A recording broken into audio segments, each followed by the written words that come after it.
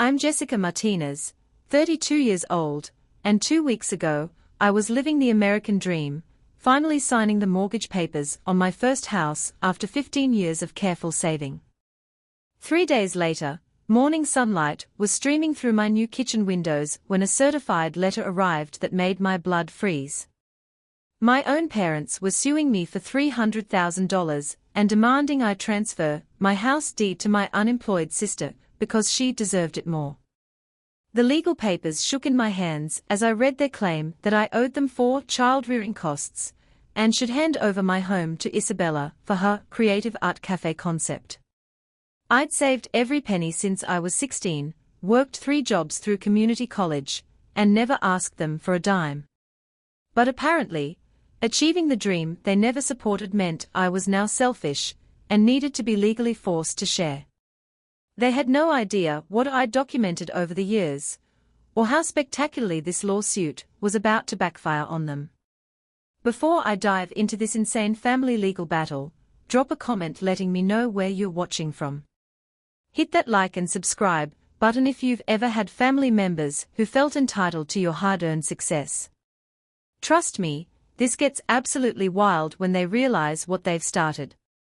Growing up in our modest Phoenix duplex, I learned early that survival meant self-reliance. My parents, Miguel and Carmen Martinez, both worked at the local school district, Dad as a custodian and Mom as a cafeteria worker. We weren't poor, but money was always tight, conversations often interrupted by worried whispers about bills and overtime hours. The dynamic in our house was clear from childhood. Isabella was the dreamer, the artist, the one with potential. I was the practical one, the responsible one, the one who didn't need as much attention. When Isabella wanted art supplies, guitar lessons, or dance classes, my parents found a way. When I asked for a graphing calculator for my advanced math class, I was told to share the one at school. I started working at 15, not because my parents demanded it, but because I craved the independence that came with my own money. My first job was dishwashing at Rosa's Mexican restaurant, earning $6.25 an hour plus the occasional leftover meal.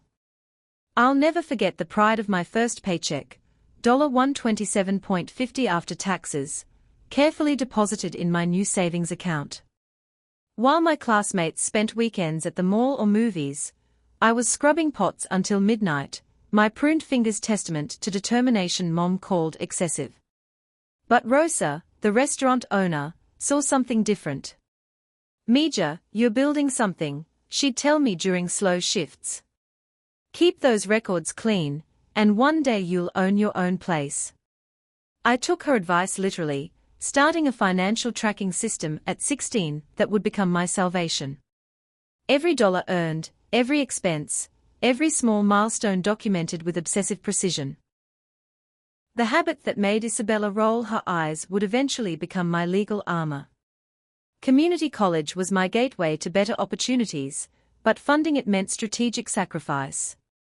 While Isabella attended art camps funded by our parents' careful budgeting, I worked 3 part-time jobs, Rosa's on weekends, tutoring younger students after school, and cleaning offices before dawn.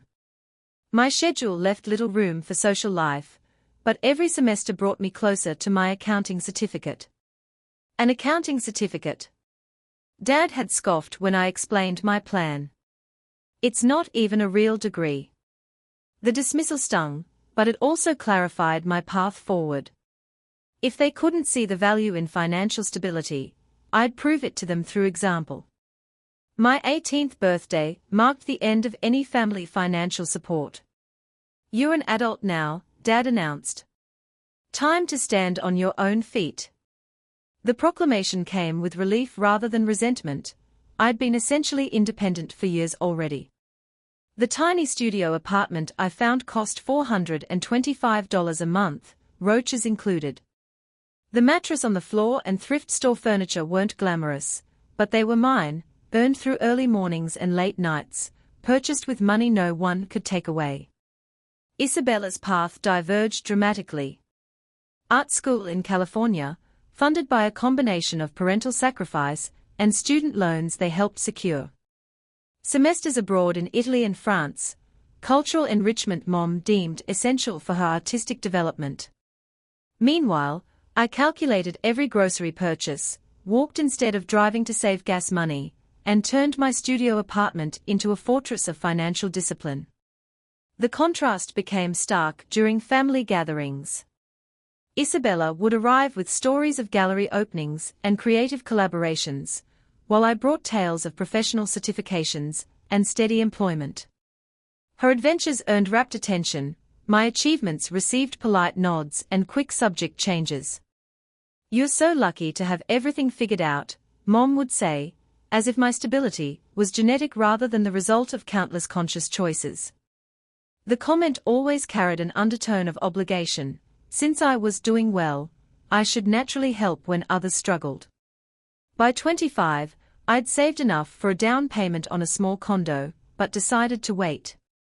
Home prices were rising, and I wanted my first purchase to be permanent, significant, a statement about the life I'd built rather than a temporary stepping stone. Isabella, meanwhile, had graduated with a fine arts degree and massive debt, immediately moving back to Phoenix when the real world proved less accommodating than academia. Her return home was presented as temporary, a chance to find her artistic voice in familiar surroundings. 3 years later, she was still in our parents' guest room, working sporadically as a barista while pursuing various creative projects that required financial support but generated little income. Her latest venture, an Etsy shop selling hand-painted pottery, had earned less than $300 in 6 months. The pattern was established. Isabella needed support because she was following her passion. I didn't need support because I'd chosen practicality over dreams. The fact that my dreams simply looked different, homeownership, financial security, professional growth, never seemed to register. When I finally found the perfect house at 32, a 3-bedroom craftsman in a quiet neighborhood with good schools and a manageable mortgage, my parents' reaction was revealing. Instead of celebration, I saw calculation in their eyes, the immediate assessment of what my success might mean for Isabella's situation. "How many bedrooms?" Mom had asked, her smile brittle. When I answered 3, plus a nice yard, the silence stretched uncomfortably. "Must be nice to have that kind of money to throw around," Isabella commented from behind them, designer coffee cup in hand despite her claims of financial struggle. I should have recognized the warning signs then, but nothing could have prepared me for the legal ambush that followed. They'd spent years establishing the narrative that my success was somehow communal property, that choosing stability over struggle made me selfish rather than wise.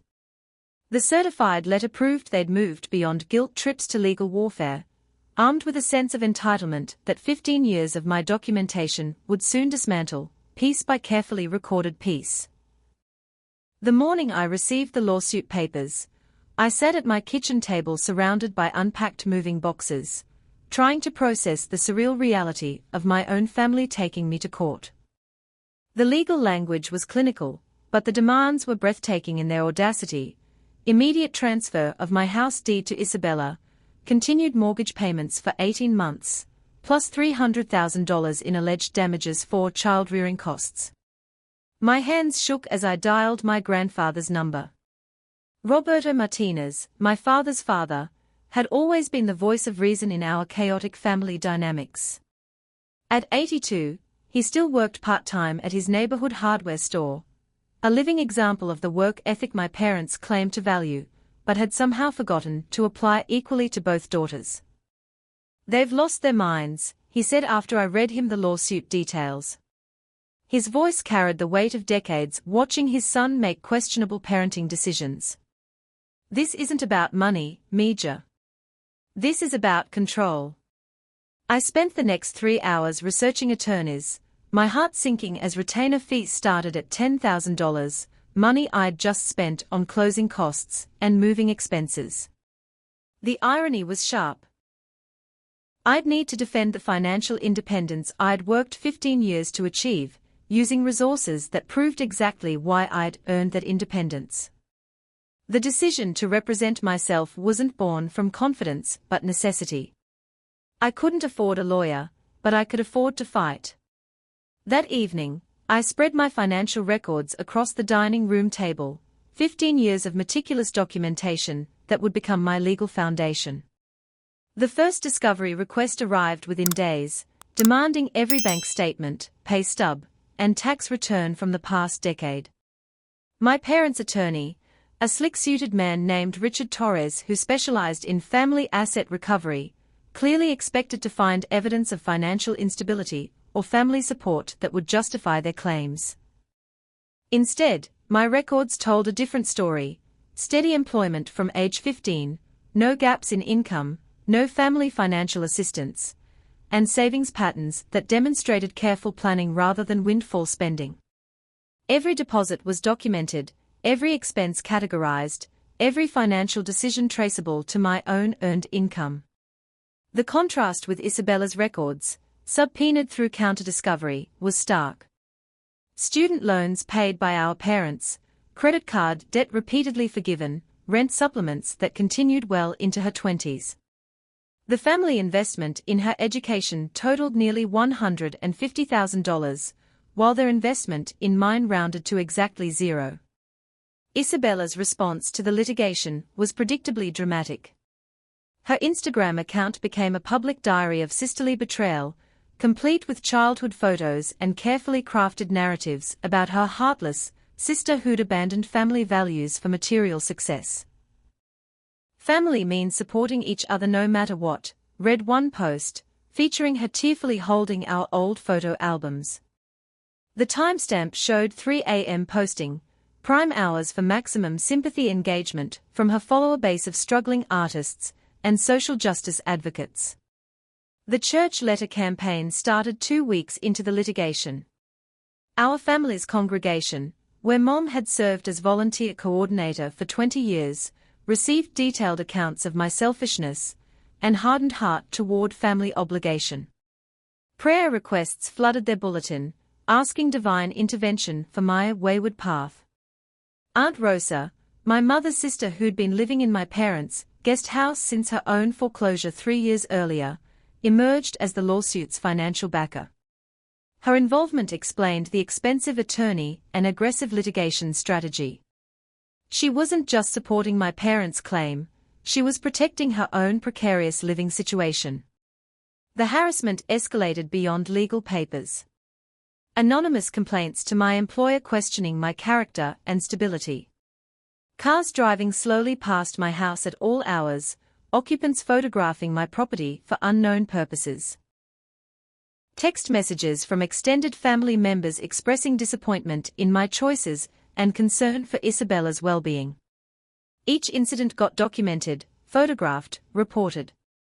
If they wanted to play legal games, I'd play by the rules they'd chosen. My evening routine became methodical, security system armed, cameras monitored, documentation updated, evidence preserved. The preliminary hearing date arrived like a storm front. Judge Patricia Hernandez, a no-nonsense family court veteran with 3 decades of experience, would determine whether their case had enough merit to proceed to trial. I spent the weekend before practicing my statement in front of the bathroom mirror, my voice growing stronger with each repetition. The reflection looking back showed someone I barely recognized, not the scared teenager scrubbing dishes, or the anxious young woman calculating every expense, but a competent adult ready to defend what she'd built. The courthouse steps gleamed in the morning sun as I adjusted my grip on grandmother's old leather document case, now carrying 15 years of carefully preserved evidence. Each step felt deliberate, purposeful. They'd chosen this battlefield, but I'd been preparing for this fight my entire adult life. The discovery phase of the lawsuit became an exercise in uncomfortable revelation. Every financial document I'd meticulously preserved over 15 years painted a picture my parents hadn't expected their attorney to uncover. Richard Torres had anticipated finding evidence of family support, financial irresponsibility, or some justification for their unprecedented demands. Instead, my records revealed a young woman who'd been essentially independent since adolescence. My first breakthrough came while organizing evidence chronologically. The contrast between my documented financial independence and Isabella's subsidized lifestyle created a narrative so compelling it practically defended itself. At 16, while I was working closing shifts at Rose's restaurant, Isabella was attending a summer art intensive that cost $3,000, paid for by our parents. The bank statements showed the payment the same week I was depositing my first paycheck. The pattern continued through every major life milestone. My community college expenses, carefully budgeted and self-funded, ran parallel to Isabella's California art school costs, which appeared regularly on our parents' credit card statements until they'd exhausted their savings and equity-lined their house to continue her education. Grandfather Roberto became my unexpected research partner, arriving at my house with a weathered cardboard box containing decades of family financial records. "I've been watching this unfairness for years," he explained, settling into my kitchen chair with the deliberate movements of someone who'd finally decided to act. "They did the same thing to your cousin Miguel when his auto shop started turning a profit." The family investment patterns he'd preserved were damning. Miguel Jr. had received $25,000 to start his business, with the understanding that success would be rewarded with gratitude rather than family claims on his assets. When the shop became profitable, suddenly family conversations turned to shared sacrifice and payback obligations. "They forced him to sell and split the proceeds," grandfather continued, his voice heavy with old anger. "Said it was only fair since family money started it. But they never asked Isabella to repay her education costs, did they?" The double standard was so blatant I wondered how I'd never seen it clearly before. Success was communal property when it belonged to family members who'd achieved independence. Failure was individual responsibility that required ongoing family support. My cousin Miguel reached out within hours of grandfather's visit. "Heard about the lawsuit," his text read. "They pulled the same game on me 5 years ago. Don't let them win." His case files, which he preserved despite the financial devastation, provided a roadmap for their tactics and a preview of their arguments. The family obligation narrative they'd used against Miguel was identical to what I was facing. Ungrateful children who forgot where they came from, selfish materialism over family values, and the twisted logic that success created debt to family members who'd supposedly made that success possible. Meanwhile, Isabella's public relations campaign was reaching new heights of manipulation. Her GoFundMe page, titled "Help My Sister Heal from Betrayal," featured carefully edited photos of her childhood bedroom, still intact in our parents' house, and emotional videos about facing homelessness while her wealthy sister hoarded resources. The fundraising description was a masterpiece of selective truth. "After my family supported me throughout school, my sister has betrayed our family's trust by refusing to share her success. Now I'm facing homelessness, while she lives alone in an empty house that could accommodate my healing art cafe concept." Every sentence was technically true, while being fundamentally dishonest. Yes, family had supported her throughout school, but that family didn't include me. Yes, I lived alone in a house that could theoretically accommodate her business, but it was my house, purchased with my money, for my life. The most infuriating aspect was how effectively the narrative worked. Extended family members who'd never questioned the years of unequal treatment suddenly emerged as champions of family unity and shared responsibility.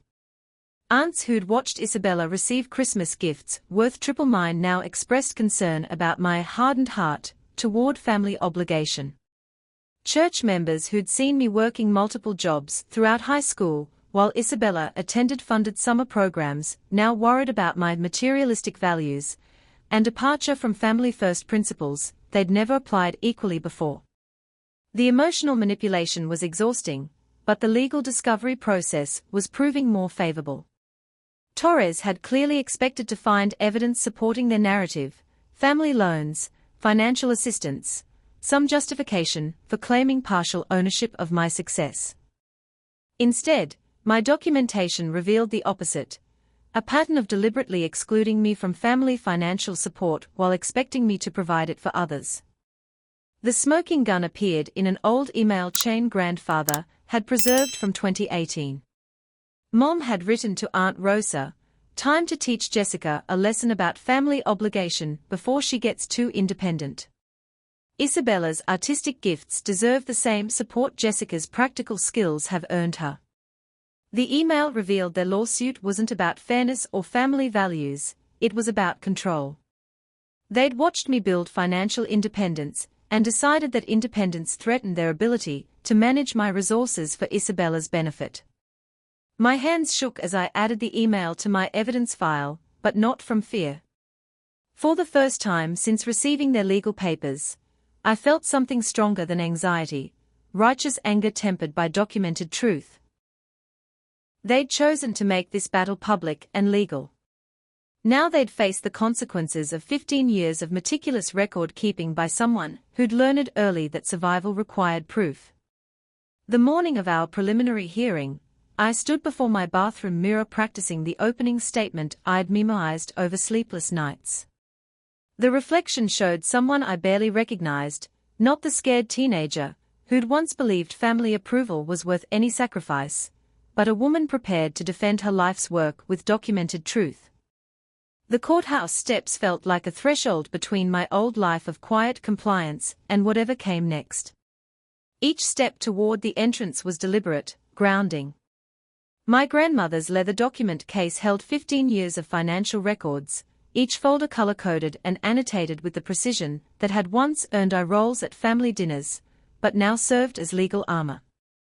Inside the marble lobby, my family had arranged themselves into a coordinated tableau designed for maximum visual impact. Matching white, blood-first t-shirts under sport coats and cardigans, Mom's carefully applied tear stains, Dad's authoritative posture beside the expensive attorney. Isabella spotted me first, her voice ringing across the lobby with theatrical precision.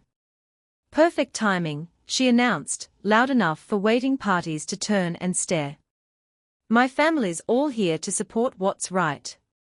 I kept walking, heels clicking steadily against marble, my heartbeat maintaining its steady rhythm despite the weight of their collective stare. The security guard nodded as I passed through the metal detector, my professional appearance and organized materials earning a slight smile of approval. Judge Patricia Hernandez's courtroom felt smaller than I'd imagined, wood-paneled walls creating an atmosphere of focused seriousness.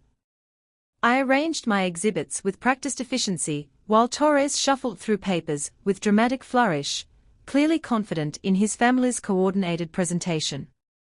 "All rise," the bailiff announced, and Judge Hernandez entered with quick, assessing eyes that took in both sides before settling on the unusual nature of our case. Her preliminary review of the motions had clearly caught her attention. "Interesting filing," she commented, scanning my pro se response. "Mr. Torres, please proceed with your opening." Torres rose, straightening his expensive tie.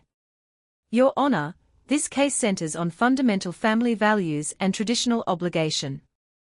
The Martinez family invested approximately $300,000 in raising their daughter Jessica, as documented by standard USDA child-rearing cost calculations." "Objection," I stated clearly, my voice stronger than I'd expected. "Irrelevant.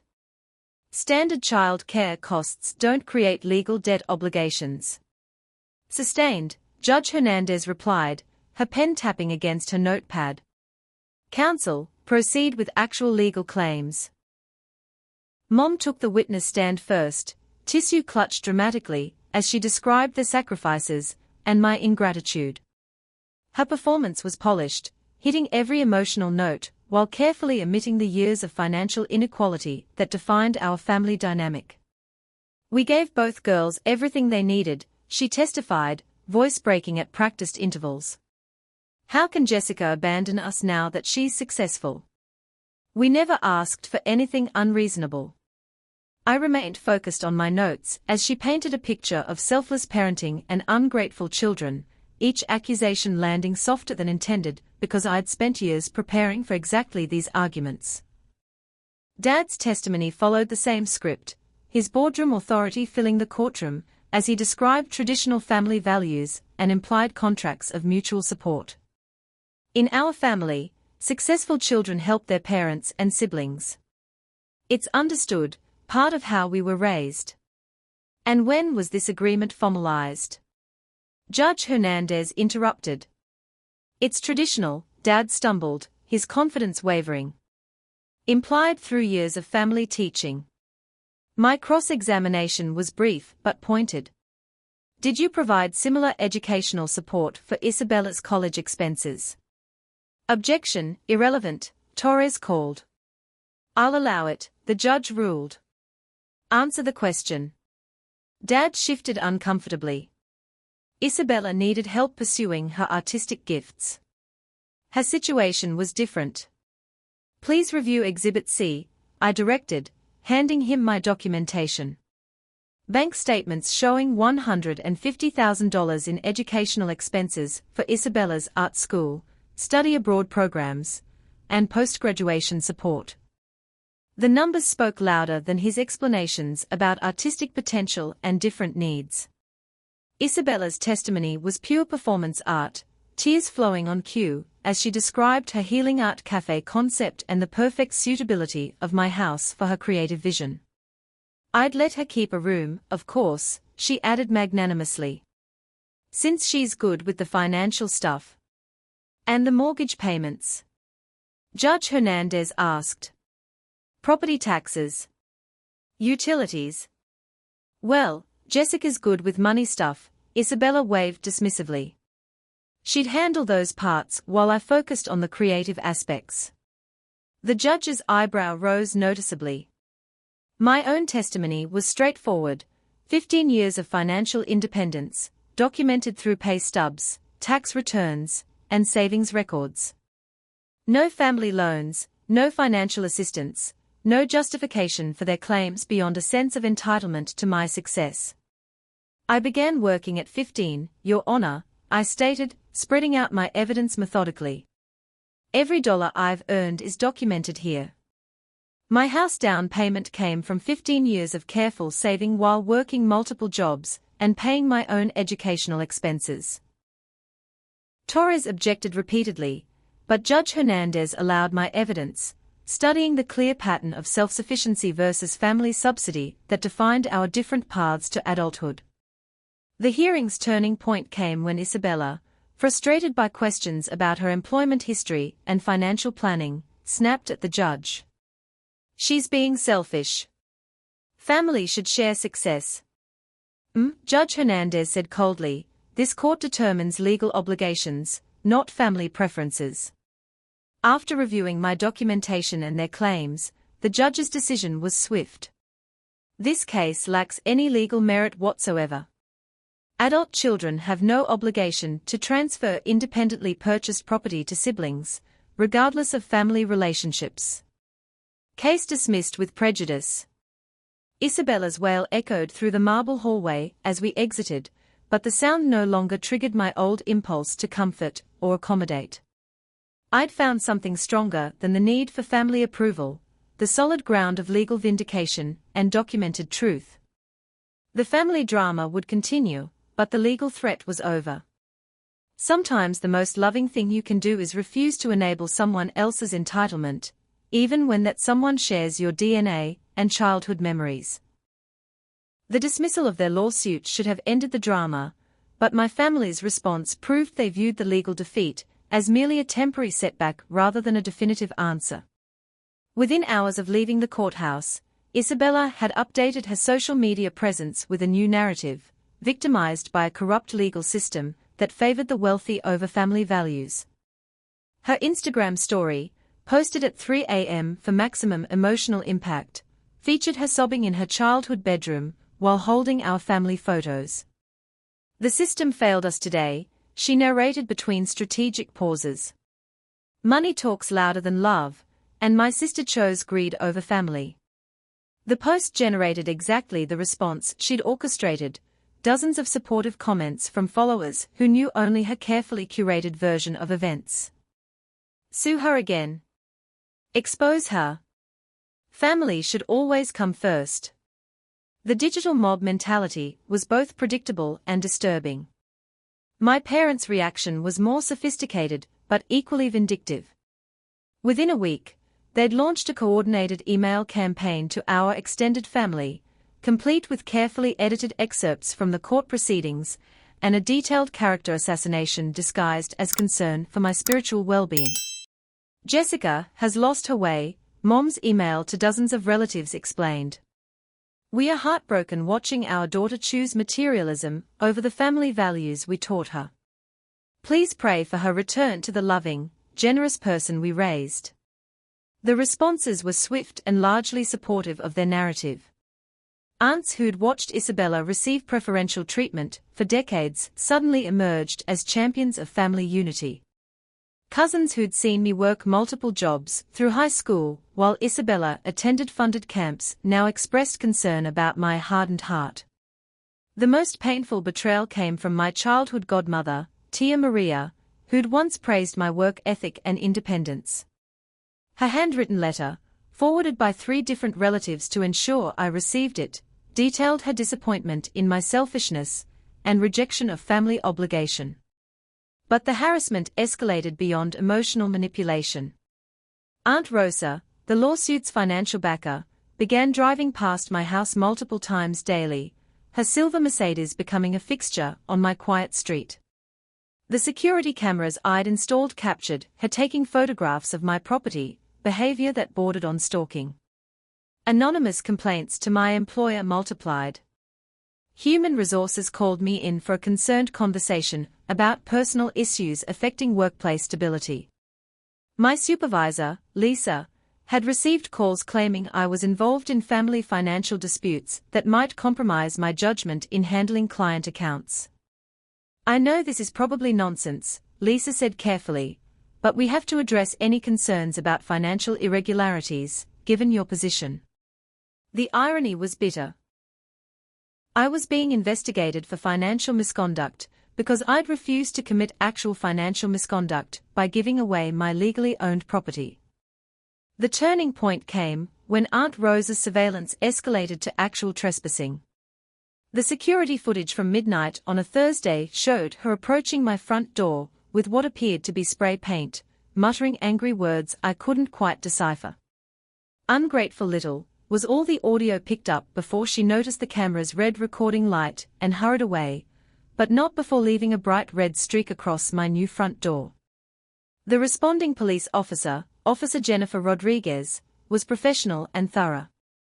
We've got clear footage, she confirmed after reviewing the evidence. Would you like to press charges? I thought about family dinners, holiday gatherings, the complex web of relationships that prosecution would permanently damage. Then I looked at the vandalism on my door, the culmination of weeks of harassment and intimidation. Yes, I said. I want to file for a restraining order as well. The courthouse felt different during my second visit within a month. Where fear had once dominated, determination now took precedence.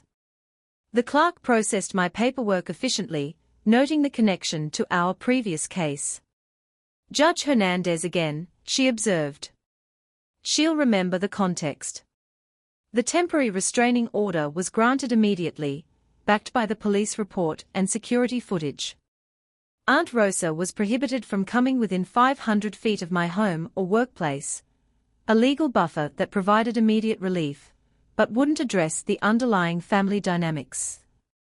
The order's service to my aunt triggered another explosion of family outrage.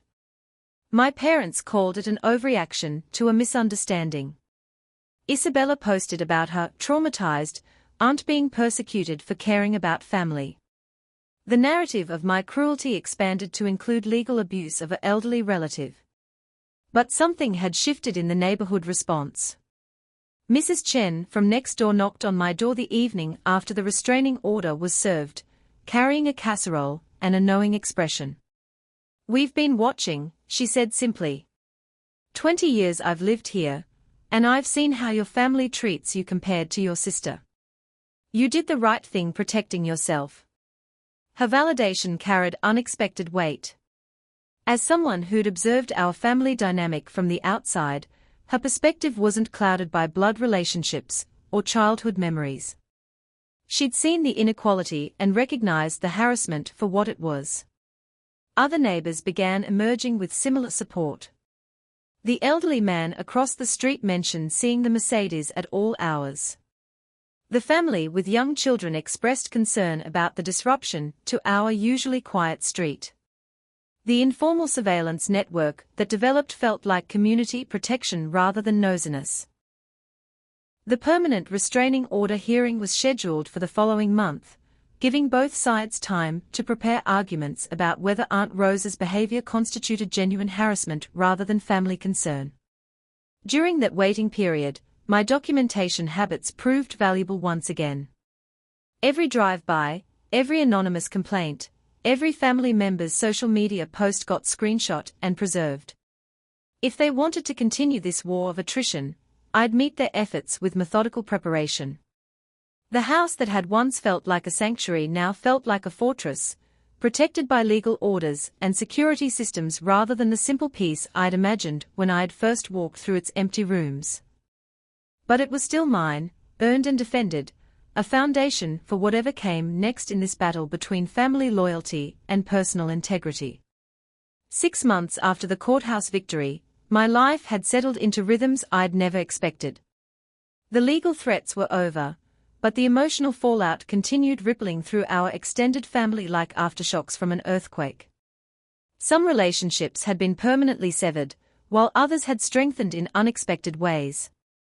The permanent restraining order against Aunt Rosa had been granted without contest after security footage captured her returning twice more despite the temporary order. Judge Hernandez had been particularly unimpressed with the family's argument that concern for my well-being justified trespassing and vandalism. This court recognizes the difference between family concern and harassment, she'd stated firmly. The defendant's behavior crosses clearly into the latter category. The order's enforcement had an immediate calming effect on my daily life. No more Mercedes cruising past at midnight. No more anonymous workplace complaints. No more feeling like I was under surveillance in my own neighborhood. Isabella's social media campaign had gradually lost momentum as her followers moved on to newer dramas. The GoFundMe she'd created to fund her healing from family betrayal had raised less than $800 before being reported for misrepresenting the circumstances. The platform's investigation had found her claims about facing homelessness to be fraudulent, given her continued residence in our parents' house. But the most significant change was the discovery of allies I'd never expected. Cousin Miguel, whose business had been destroyed by similar family pressure 5 years earlier, had become a regular source of support and practical advice. His experience navigating the aftermath of family financial warfare provided a roadmap for rebuilding relationships on healthier terms. It gets easier, he'd told me during one of our weekend coffee meetings. The family members who only cared about what you could provide eventually stop calling. The ones who actually love you figure out how to respect your boundaries. His prediction proved accurate. Several aunts and uncles who'd initially supported my parents' position quietly reached out with more nuanced perspectives after learning the full financial history. Apparently, Isabella's sense of entitlement wasn't news to everyone, they'd just never seen someone successfully resist it before. Grandfather Roberto had become my most consistent ally, his hardware store wisdom proving applicable to more than just home repairs. Family is like a house, he'd explained while helping me install new garden beds. Sometimes you have to tear down the parts that aren't structurally sound before you can build something that lasts. His presence in my home had evolved from supportive visits to regular collaboration. We spent Sundays working on house projects together, his decades of construction knowledge helping me transform my property from a simple house into a genuine home. The most unexpected development was the slowly improving relationship with my parents themselves. Not reconciliation exactly, but a grudging acceptance of the new reality I'd established. Their lawsuit's failure had apparently convinced them that legal pressure wouldn't work, and the extended family's mixed response to their campaign had reduced their confidence in public opinion warfare. Mom's first attempt at contact came through a carefully worded text message 3 months after the restraining order was finalized. "We miss you. Would you be willing to meet for coffee? Just to talk?" I'd waited a week before responding, consulting with both grandfather and my therapist about the wisdom of re-engaging. Dr. Sarah Martinez, no relation, despite the shared surname, had been helping me process the complex grief of losing family relationships while defending my autonomy. "Reconciliation is possible," she'd explained, "but only if both parties acknowledge what actually happened rather than pretending the conflict was about miscommunication." The coffee meeting took place on neutral ground, a busy café downtown where emotional outbursts would be constrained by public setting. Mom looked older, worn down by months of family drama and legal expenses. Dad seemed smaller somehow, his usual authoritative presence diminished. "We made mistakes," Mom had begun carefully. "We didn't realize how our support for Isabella might have seemed unfair to you." It wasn't quite an apology, but it was closer to acknowledgement than I'd expected. "The lawsuit wasn't about fairness," I'd replied. "It was about control. About deciding that my success belonged to the family rather than to me." The conversation had been stilted, formal, but it established a foundation for future contact based on clear boundaries rather than assumed obligations. They could be part of my life if they respected my autonomy. They couldn't be part of my life if they continued treating my resources as family property. Isabella remained completely estranged, her pride apparently preventing any acknowledgement that her demands had been unreasonable. According to family gossip, she'd moved to Portland with a new boyfriend who was funding her latest artistic venture, a vintage clothing store that specialized in sustainable fashion activism. The pattern was predictable: find someone willing to subsidize her dreams while contributing minimal effort to their actual implementation. Her absence from my life felt like relief rather than loss. My house had been transformed through months of careful attention and strategic improvements. The red paint stain from Aunt Rosa's vandalism had been covered by a beautiful mural painted by a local artist I'd commissioned. The security system remained, but its prominence had been reduced as the immediate threats faded. The neighborhood relationships that had formed during the harassment period had evolved into genuine friendships. Mrs. Chen had become a regular source of gardening advice and weekend conversation. The family across the street included me in their informal barbecues and holiday gatherings. For the first time in my adult life, I was experiencing community based on mutual choice rather than blood obligation. The relationships required ongoing effort and consideration, but they were built on foundation of respect rather than duty. My career had also flourished once the family drama stopped interfering with my professional life. The promotion I'd been working toward came through 6 months after the legal case ended, bringing both increased responsibility and financial security that further validated my long-term planning. The raise allowed me to establish an emergency fund that would prevent future family financial pressure from having any leverage over my choices. I'd learned that true independence required not just earning money, but earning enough money to withstand attempted manipulation from people who thought blood relationship granted them financial access. 1 year after that terrifying certified letter arrived, I sit in my transformed home office watching the morning sun paint golden rectangles across hardwood floors I've learned to love. The half-unpacked boxes that once symbolized chaos have been replaced by carefully chosen furniture and artwork that reflects my taste rather than anyone else's expectations. The legal victory feels distant now, integrated into my sense of self rather than a constant source of anxiety. The restraining order against Aunt Rosa remains in effect, though she's apparently moved to Nevada to live with her other sister, putting 3 states between us and ending that particular source of stress. My relationship with my parents has evolved into something I never expected: cordial but boundaried contact based on mutual respect rather than assumed obligation. We meet for coffee once a month, conversations carefully limited to neutral topics like weather, local news, and my father's retirement plans. They've learned not to ask about my finances or suggest ways I should spend my money, while I've learned not to expect acknowledgement of the years of unequal treatment that led to our legal confrontation. Isabella remains absent from my life, though family gossip suggests her Portland vintage clothing venture failed within 6 months. She's apparently moved on to a new relationship and a new creative project, a farm-to-table restaurant concept that requires significant startup capital. The pattern continues, but it's no longer my concern or responsibility. The most profound change has been the family I've chosen to build. Sunday dinners now happen around the dining room table. Grandfather and I constructed together, sturdy oak that can accommodate the growing circle of people who genuinely want to be there. Cousin Miguel and his wife bring their children, who call me Tia Jessica, and help me tend the vegetable garden we planted in the backyard. Mrs. Chen from next door has become like a surrogate grandmother, sharing recipes and gardening wisdom while never asking for anything beyond my company and occasional help with her computer problems. The neighbors who supported me during the harassment period have evolved into genuine friends, creating the kind of community I'd never experienced growing up. My career continues flourishing in ways that validate every hour of overtime and weekend certification course I completed over the years.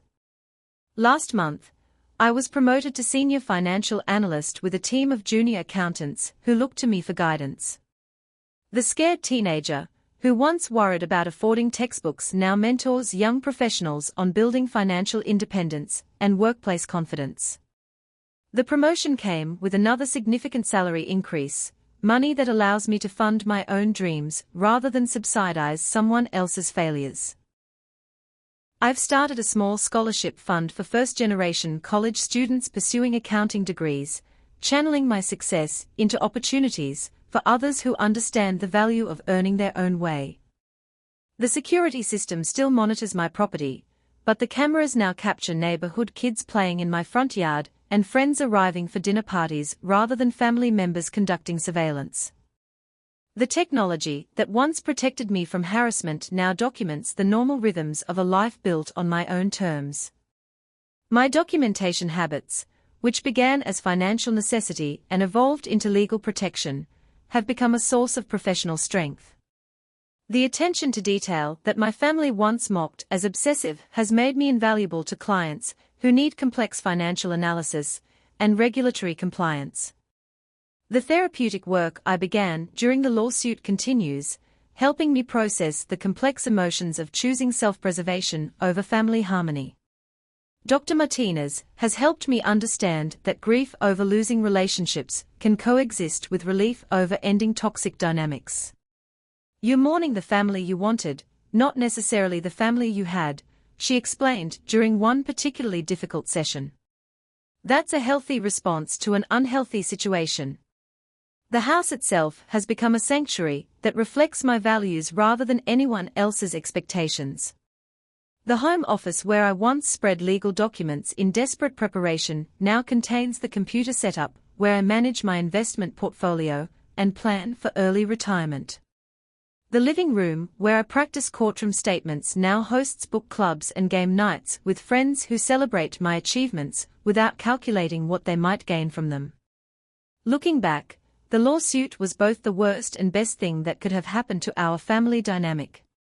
It forced into the open conflicts that had been simmering for decades, ending the pretense that our relationships were based on love rather than financial expectation. More importantly, it taught me that legal boundaries can create space for emotional healing. The restraining order that felt like failure at the time actually protected my peace long enough for me to build something better. The certified letter that once made my hands shake now sits framed in my office, not as a trophy, but as a reminder of what I survived and overcame. Next to it hangs my house deed, my name alone on the ownership line, representing 15 years of sacrifice and determination that no family manipulation could diminish. Have you ever had to choose between family expectations and personal boundaries? How did you find the strength to protect what you'd worked hard to build? Share your experiences in the comments below. Sometimes knowing we are not alone in these struggles makes all the difference in finding the courage to stand firm. If this story resonated with you, please hit that like button and subscribe for more content about boundary setting, financial independence, and family dynamics. Share this with anyone who might be struggling with similar pressures. Your support could be exactly what someone needs to hear today. Thank you for joining me on this journey from legal victim to empowered homeowner. Remember, you don't have to set yourself on fire to keep other people warm. Your success belongs to you, earned through your choices and sacrifices. Family relationships should enhance your life, not drain your resources or diminish your achievements. The boundaries that feel harsh in the moment often become the foundation for healthier relationships over time. And sometimes the most loving thing you can do for people who feel entitled to your success is refuse to enable their entitlement, even when that refusal comes with legal papers and courtroom confrontations. Your dreams matter. Your financial security matters. Your peace of mind matters. And you have every right to protect those things, even from people who share your DNA and childhood memories. The family that truly loves you will learn to respect your boundaries. The family that doesn't will reveal themselves through their continued demands and manipulation. Build the life you've earned. Defend the boundaries you've set. Choose the family that chooses you back.